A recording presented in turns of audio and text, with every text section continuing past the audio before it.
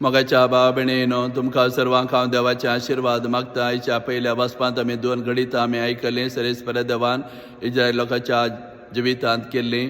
Israel प्रजा इजिप्तांत गुलामपणांत आसल्या वेळार देवा ती उलो मारतात ह्या गुलामपणांतल्यान सोडय म्हणून.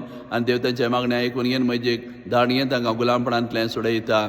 आनी आतां ती गुलामपणांतल्यान सुटून तांच्या मायगांव वेताना तांबडो दर्या तांकां मुखार मेळटा.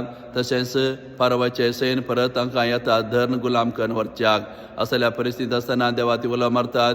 मोइजे दर्याचेर बेतकाटे मारता आनी दर्याचें उदक दोनी कुशींनी रावता. मदें सुकी वाट तयार जाता आनी ह्या सुके वाटेर थावन सगळी इस्रायल प्रजा सुरक्षीत ती उतरून वेतात.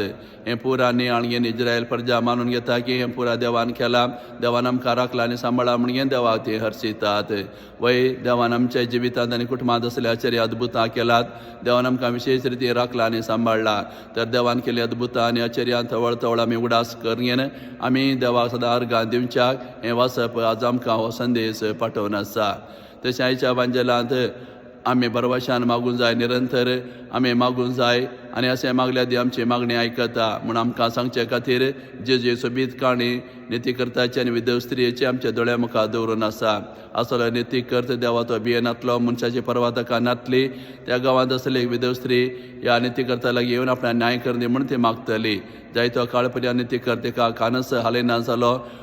उपरांत तो म्हणटा हांव मनशा भियेना, देवाक हांव भियेना. जाल्यार ही विधव स्त्री म्हाका हें दोसता, त्या खातीर पूण हांव तिका न्हीद करून दितलो म्हूण तिका न्हीद करून दिता.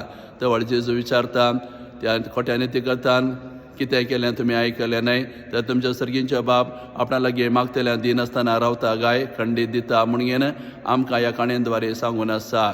वय देव निती करता न्हय, कठोर मनीस न्हय. देव आमच्या सर्गींचो बापूय जावन आसा. देवान आमकां वेंचून काडला ताची भुरगीं जावन. त्या देखून आमी भुरगीं जावन सर्गींच्या बापा लागीं मागता आसतना खंडीत आमचें मागणें देव आयकता. त्या देखून आमी देवा मुखार येता आसतना आमी देव म्हजो बापूय म्हणून आमी मानून घेवंक जाय. आमी देवाची भुरगीं म्हणून असलो संबंद आमी आसा करूंक जाय. असल्या संबंदांत आमी देवा सरची आमी आयल्यार आनी देव आमचो बापूय म्हणून असल्या बरवाशान आमी मागल्यार निरंतर आमचें मागणें आमी आसा केल्यार खंडीत आमचें मागणें फळादीक जाता. त्या देखून आमी मागतना आमच्या खुशे प्रमाणे जावं दी म्हणचें न्हय, देवाच्या खुशे प्रमाणे आमच्या जिवितांत जावं दी.